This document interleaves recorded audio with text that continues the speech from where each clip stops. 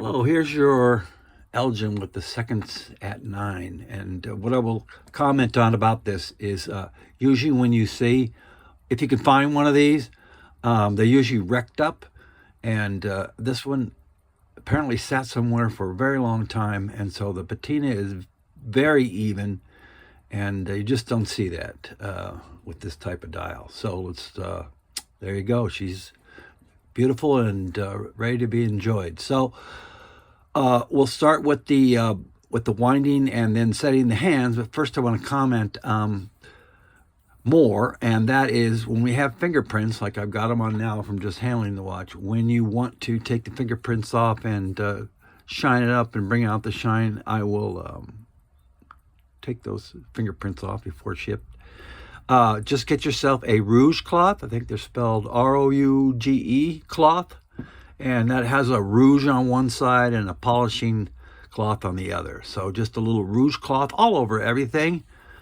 I would try to keep it off the lighter part of the band here because it'll kind of give it a little pinkish reddish color. So just put your rouge cloth, wipe it all over and everything, and then wipe it off with a clean towel, and you're all set to go. So here we go. We'll start with winding, and like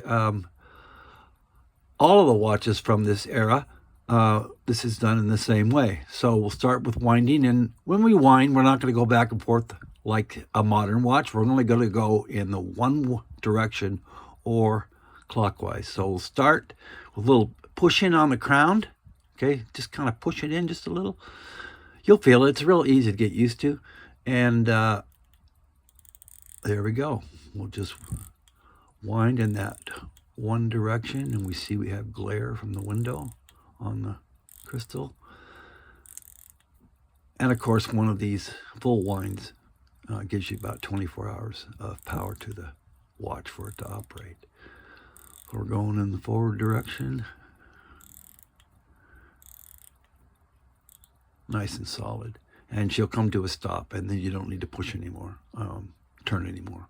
So when we set the hands on this, like all the others, instead of a pull on the crown like this, we want to do a pinch behind the crown because that gives us more control. Just to slam it out, and it'll last a whole lot longer as far as the mechanism, the sleeve and the stem, which operates the watch. So what we're going to do here now when we set the hands is we're going to do just a little pinch out on the crown.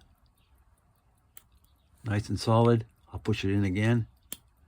That's the winding position. And then when we want to set the hands, just pinch out on the crown and turn the hands in the forward or clockwise direction.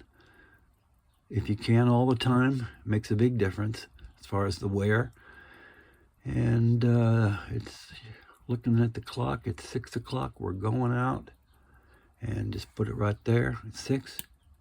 Push in the crown. And there you go. It's a beautiful watch, and enjoy.